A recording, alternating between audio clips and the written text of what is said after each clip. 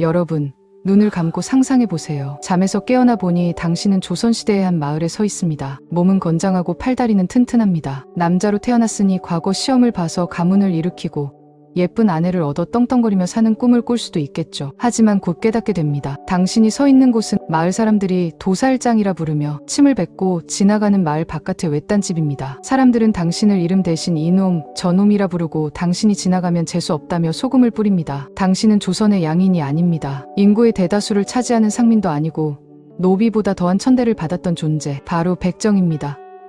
화려한 한복과 예법이 지배하던 조선에서 인간 이하의 취급을 받으며 살아야 했던 남자들의 진실. 오늘 그 잔혹하고도 처절한 현실 속으로 들어가 보겠습니다. 조선 초기 세종대왕은 이들을 백정이라 부르며 일반 백성과 섞여 살게 하려 했습니다. 하지만 세상의 편견은 법보다 무거웠죠. 백정은 평범한 마을 안에 살 수 없었습니다.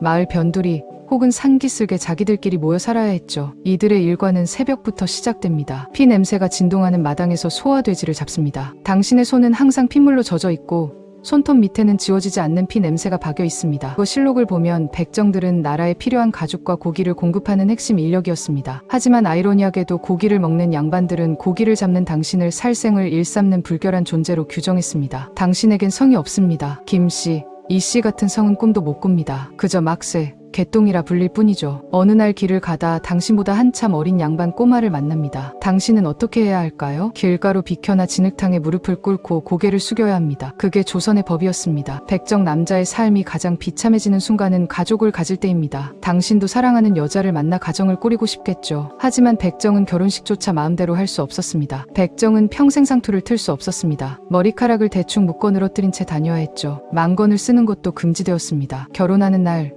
신부는 가마를 탈 수 없습니다. 소를 잡는 천한 집안의 딸이 어떻게 감히 가마를 타냐며 동네 사람들이 돌을 던지기 때문입니다. 한 기록에 따르면 백정 부부가 혼례를 치르다 가마를 탔다는 이유로 양반들에게 끌려가 몰매를 맞고 가마가 불타버린 사건도 있었습니다. 비가 오는 날에도 당신은 가죽신을 신을 수 없습니다. 오직 집신만 신어야 하죠. 명절이 되어도 비단옷은커녕 무늬가 있는 옷도 입지 못합니다. 자식이 태어나면 더 가슴이 찢어집니다. 당신의 아들은 태어나는 순간부터 새끼 백정입니다. 그를 배울 수도 서당에 갈 수도 없습니다. 그저 아버지가 소를 잡는 모습을 보며 피 냄새를 맡으며 자라야 합니다. 천한 놈들이니 막 써도 된다. 이것이 조선 정부가 백정을 바라보는 시선이었습니다. 평소에는 도살을 업으로 삼게 하며 세금을 걷었지만 전쟁이 나거나 큰 공사가 있으면 가장 먼저 차출되었습니다. 고려시대와 조선 초기를 거치며 백정들은 주로 정찰이나 도살 업무를 맡았지만 외적이 침입하면 가장 위험한 최전방에 세워졌습니다. 화살바지가 되어 죽어나가도 실록에 이름 한 줄 남지 않았습니다. 하지만 백정들에게도 반격의 역사는 있었습니다. 1559년 조선을 뒤흔든 데도 임꺽정, 그 역시 백정 출신이었습니다. 소 잡는 칼로 사람을 잡겠다며 일어난 그의 분노는 사실 개인의 일탈이 아니라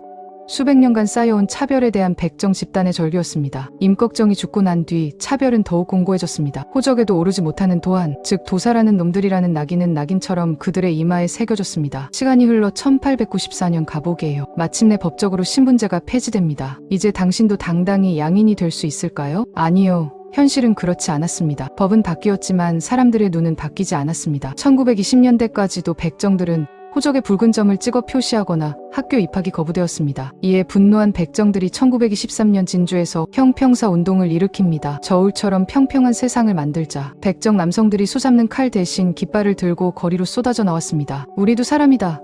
우리 자식도 학교에 보내달라. 이것은 조선의 가장 낮은 곳에서 터져나온 가장 위대한 민주주의의 외침이었습니다. 다시 현재로 돌아와 볼까요? 오늘날 우리는 정육점에서 고기를 사거나 식당에서 스테이크를 먹을 때 아무런 거리낌이 없습니다. 오히려 고기 전문가들을 존경하기도 하죠. 하지만 불과 100년 전만 해도 그 고기를 다루던 남성들은 인간으로서의 모든 권리를 박탈당한 채 평생을 숨죽여 살아야 했습니다. 조선의 백정으로 산다는 것, 그것은 화려한 한복 뒤에 감춰진 조선의 가장 어두운 그림자였습니다. 누군가의 밥상을 풍성하게 만들기 위해 자신의 이름과 명예를 모두 버려야 했던 그들. 어쩌면 그들이 그토록 지키고 싶었던 건 소 잡는 기술이 아니라 내 자식만큼은 상투를 틀고 떳떳하게 길을 걷게 해주고 싶다는 아버지의 마음 아니었을까요? 영상이 유익하셨다면 구독과 좋아요 부탁드리며 다음에는 또 다른 기록 너머의 진실로 찾아뵙겠습니다.